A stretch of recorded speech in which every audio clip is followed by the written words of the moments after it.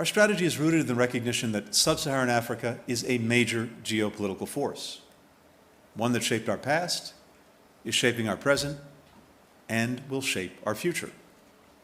It's a strategy that reflects the region's complexity, its diversity, its power and influence, and one that focuses on what we will do with African nations and peoples, not for African nations and peoples.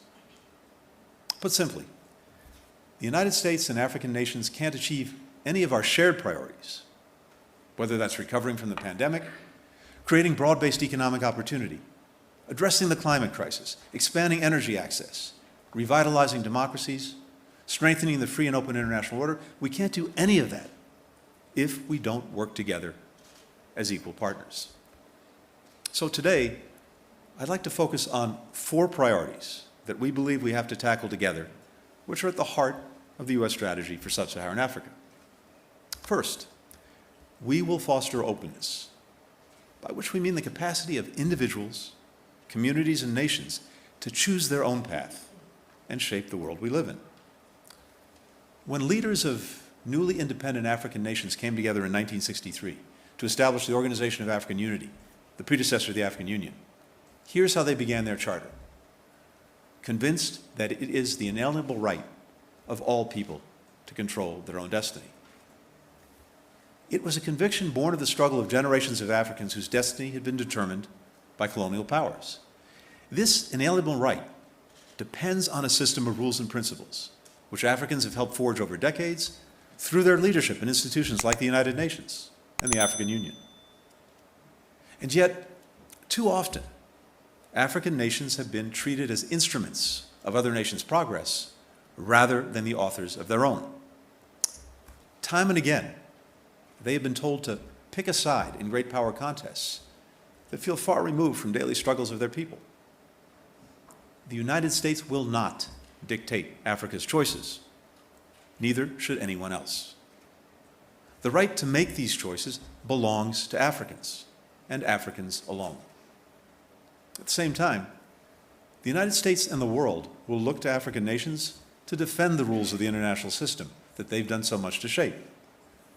These include the right of every country to have its independence, its sovereignty, its territorial integrity respected, a principle at stake now in Ukraine. We believe that all nations should be able to stand up for the right of a country not to have its borders redrawn by force. For if we allow that principle to be violated anywhere, we weaken it everywhere. Openness also means creating pathways for the free flow of ideas, information, investment, which in the 21st century requires digital connectivity. So the United States is partnering with African governments, businesses, entrepreneurs to build and adapt the infrastructure that enables that connectivity: an open, reliable, interoperable, secure internet, data centers, cloud computing. That's what happened in March, when Mozambique became the first African country to license SpaceX's Starlink technology. That uses satellites to provide internet service, and it's going to help expand access and lower costs for people throughout the country's rural areas. Now, one reason internet service is so spotty in places like Mozambique is because providers rely on data centers that are hundreds or even thousands of kilometers away. We're working with African countries and businesses to change that. The U.S. Development Finance Corporation is putting $300 million in financing toward developing, building, and operating data centers across the region, including here in South Africa. We recently awarded a $600 million contract to build an undersea telecommunications cable that will stretch over 17,000 kilometers from Southeast Asia through the Middle East, the Horn of Africa, to Europe, delivering high-speed, reliable, secure connections for people across the continents. The way this infrastructure is built will reverberate for decades. After all, we've seen the consequences. When international infrastructure deals are corrupt and coercive, when they're poorly built or environmentally destructive, when they import or abuse workers, or burden countries with crushing debts. That's why it's so important for countries to have choices, to be able to weigh them transparently with the input of local communities without pressure or coercion. Now, for as long as they've had their independence, African countries have also recognized that the right of nations to chart their own path is bound up in ensuring the right of individual citizens to do the same thing. So this brings me to our second priority, working with African partners to fulfill the promise of democracy. The overwhelming majority of people across Africa prefer democracy to any other form of government. Even greater majorities oppose the authoritarian alternatives to democracy. More than 70% reject military rule. More than 80% reject one-man rule, according to the Africa-based polling organization Afrobarometer. African citizens want democracy. That is clear. The question is whether African governments can make democracy deliver by improving the lives of their citizens in tangible ways. That is a challenge that is not unique to Africa.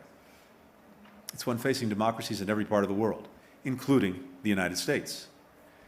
And it's a problem that won't be fixed by maintaining the same approach. So, here's what we'll do differently. We won't treat democracy as an area where Africa has problems and the United States has solutions.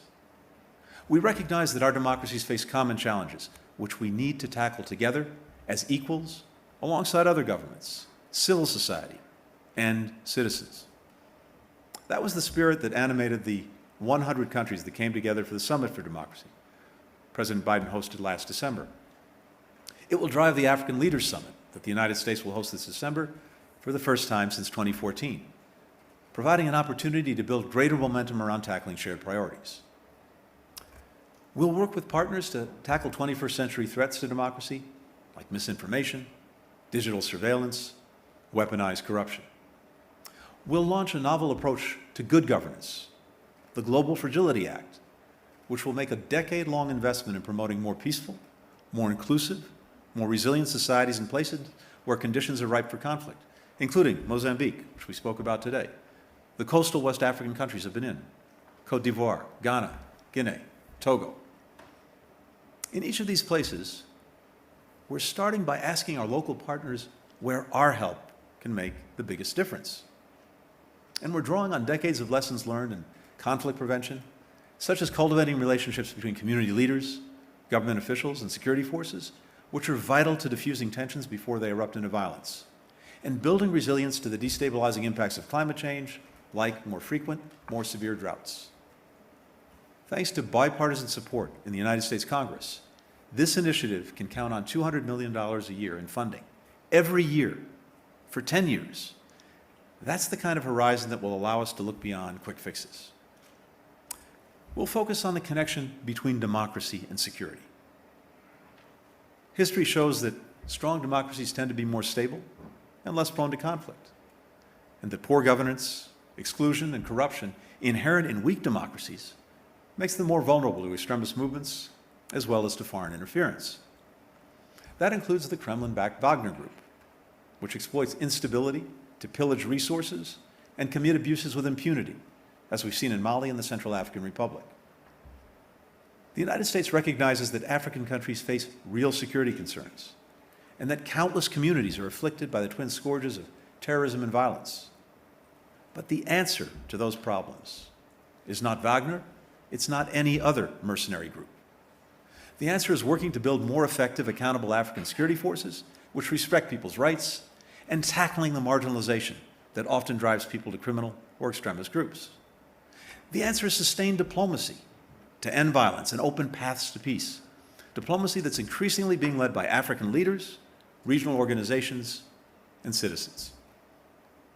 African countries can count on the United States to support these efforts, as we've demonstrated through our engagement in places like Chad, Ethiopia, Sudan, Eastern DRC, which is a key focus of my visit this week. Finally, the answer is peaceful transitions of power through free and fair elections. African leaders are increasingly underscoring the importance of these transitions to regional security and prosperity. That includes ECOWAS, which is debating whether its 15 member nations should adopt a ban on presidents seeking a third term. Among the most outspoken proponents of the ban are the presidents of Ghana and Nigeria, both of whom are in their second term. Tomorrow, Kenyans will elect a new leader, and Angolans will follow suit later this month.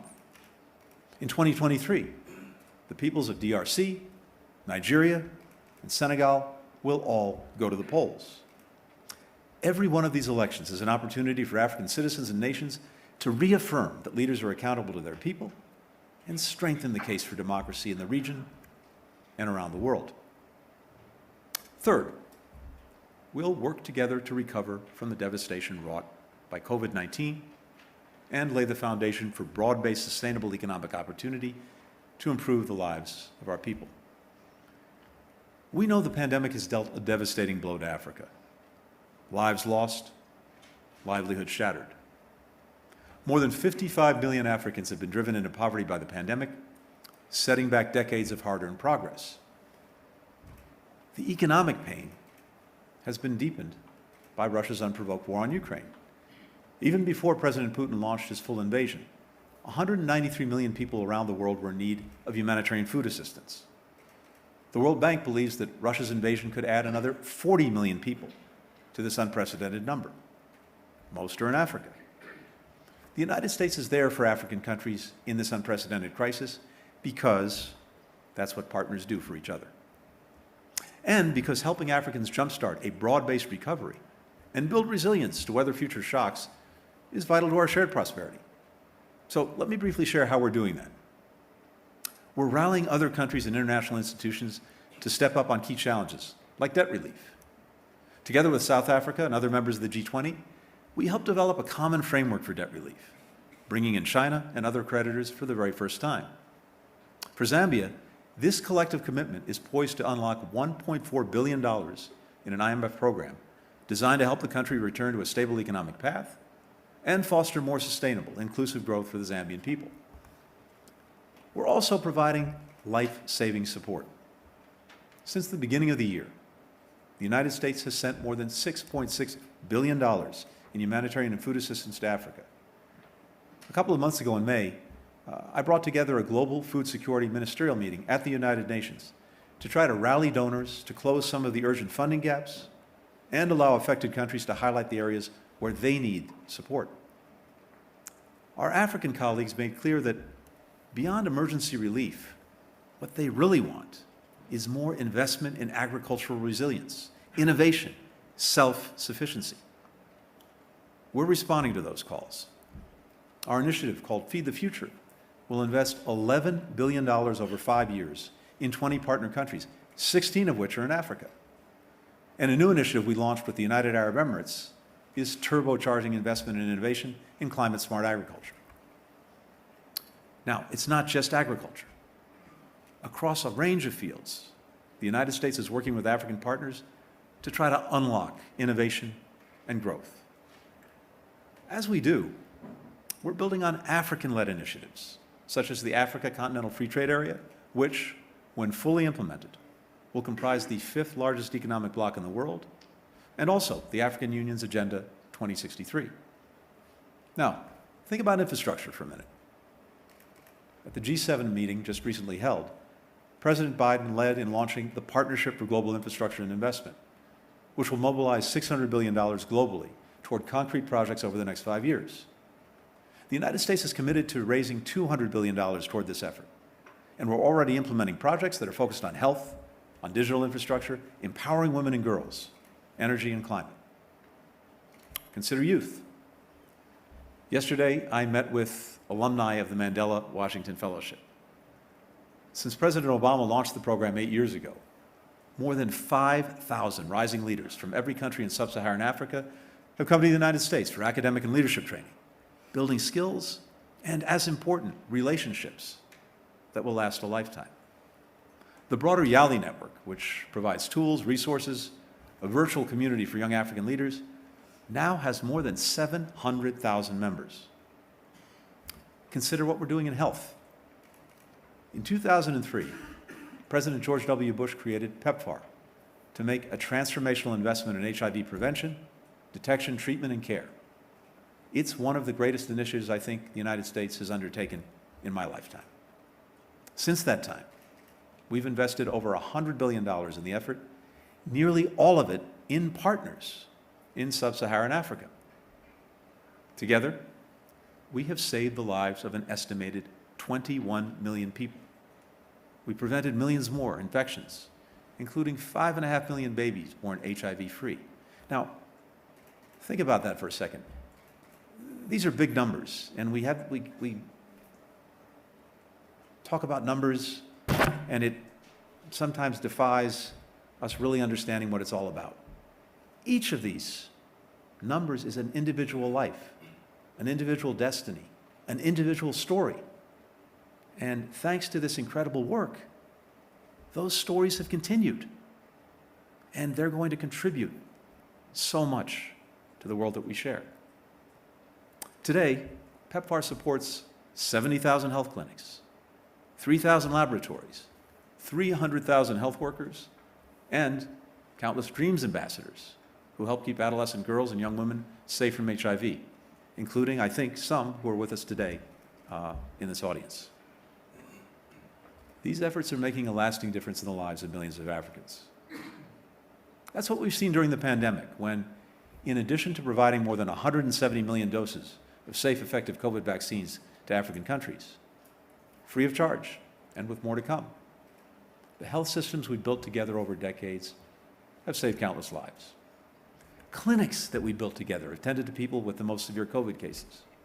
Community health workers we helped train have gone door to door, getting jabs into arms. Research partnerships that we've co-developed have led to breakthroughs in identifying new variants of COVID and treatments.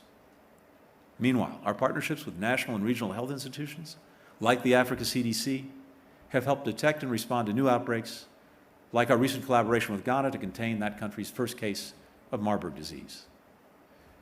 And where the pandemic has also exposed gaps, we're working to address them together.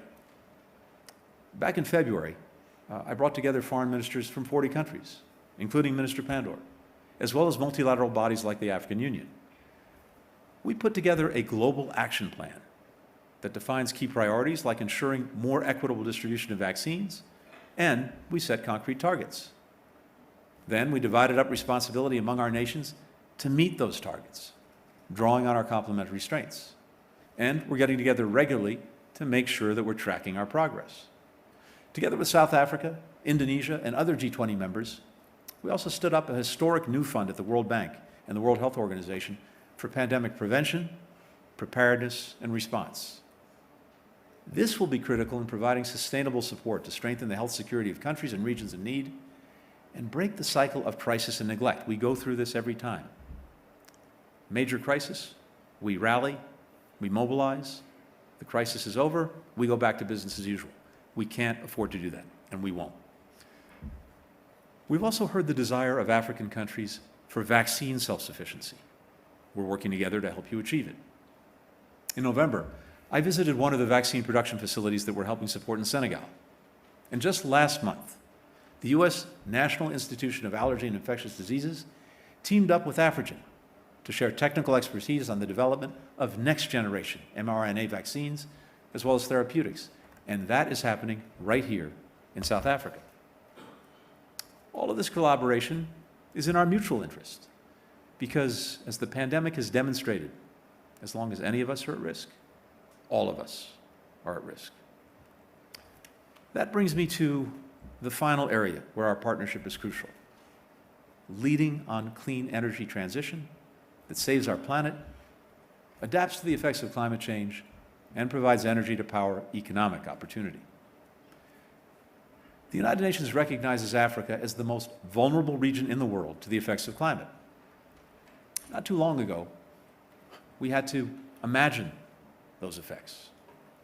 Today, we're living them. You saw it in April, when catastrophic flooding killed more than 400 people around Durban. Storms like the ones that caused those floods, they're now twice as likely to occur due to climate change. And that will only increase in frequency and intensity as the Earth continues to warm. As in the United States, the people who are already struggling are being hit the hardest. Now, I could not agree more with the foreign minister. Not all countries bear equal responsibility for this crisis. The United States has around 4% of the world's population. We contribute about 11% of global emissions, making us the second biggest emitter after China. Sub-Saharan Africa, which accounts for 15% of the world's population, produces only 3% of emissions. And, historically, major economies like ours took steps to develop that we're now asking others to forgo because we've understood the impact on climate. We recognize this imbalance places a greater responsibility on countries like the United States, both to reduce our own emissions, but also to help other countries make the transition to clean energy and adapt to a changing climate. That's why at COP26, President Biden committed to work with our Congress to dedicate $3 billion a year to help people in the most vulnerable countries adapt to the impacts of climate change. As home to 17 of the world's 20 most climate vulnerable countries, much of this aid will go to Sub-Saharan Africa. And we will look to build on these and other efforts at COP27 in Egypt later this year. Now, leaders across Africa have made clear that while they're committed to doing their part to reduce climate change, they need greater and more reliable energy access to meet people's urgent needs and growing needs. We hear you. We know that this transition will not look the same in every country or community, that it will need to be tailored to individual capacities and individual circumstances. And the United States is committed to working closely with you as you determine how best to meet your specific needs for expanded energy access and economic development, as well as the climate targets that you've set. We're also committed to helping you support the workers and communities who will bear the greatest short-term costs of the shift to clean energy. All that is part and parcel of making what we call a just energy transition. But I think it's a mistake to think about climate only through the prism of threats, burdens, or to frame this as a choice between preventing a catastrophe and creating opportunities. We have a once-in-generations opportunity to expand energy access and create opportunities for Africans and for Americans. That's what President Biden means when he says, when I think of climate change, I think jobs. We're already showing how that can be done. In Ghana, we're working with partners to build West Africa's first hybrid solar hydro plant. It's going to improve reliability, reduce costs, and cut more than 47,000 tons of emissions every year. That is the equivalent of taking about 10,000 cars off the road. In Kenya, where 90% of the energy comes from renewable sources, U.S. firms have invested $570 million into off-grid energy markets, creating 40,000 green jobs. We're also working together to conserve and restore the continent's natural ecosystems, crucial to reducing emissions and preserving the continent's unique, extraordinary biodiversity. That means delivering real incentives for governments and communities to choose conservation over deforestation, not just pledges, because the lasting consequences of losing forests like the one in the Congo Basin, the world's first lung, they will be devastating and irreversible for local communities as well as for communities around the world. If you step back and think for a minute on the priorities that I've set out today, the reality is that every single one of them was championed by Africans first. The interconnectedness of our health and our climate, the principle that all nations should have the right to choose their own fate, the idea that inequity within and between nations threatens our shared security and prosperity. For decades, African citizens, African countries, the bloc of African nations pushed for these very priorities. And today, to the benefit of people in the United States and all nations, these are the world's priorities. Right now, in South Africa's Northern Cape, the biggest radio telescope in the world, the Meerkat, is capturing some of the most detailed views we've ever had of space.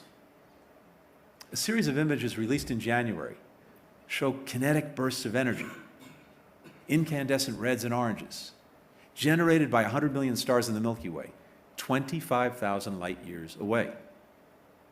Producing just one of these images required 70 terabytes of data. It took 3 years to process.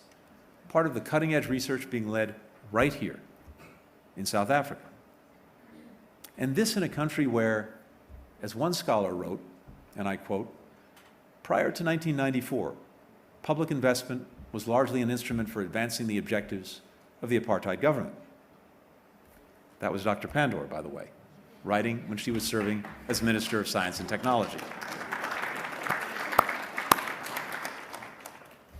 When Meerkat's images were published, the chief scientist at the South African Radio Astronomy Observatory said, "The best telescopes expand our horizons in unexpected ways."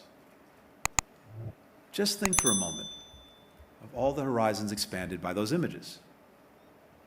Think of the scientists around the world using Meerkat's data to unpack the greatest mysteries of human existence, like whether there's life beyond Earth. Think of the South African school kids who regularly visit Meerkat 64's massive antenna, and imagine all the things that they will be inspired to do. What's true of the best telescopes is true of the best partnerships. They expand our horizons in unexpected ways. To solve problems, yes, but also to marvel, to explore, to inspire. There is so much more for African nations and the United States to do together across so many fields, including some we may not even have discovered yet. As partners, that horizon is ours to make. Thank you very much. I'm a king, yes, I'm a king, I'm a king.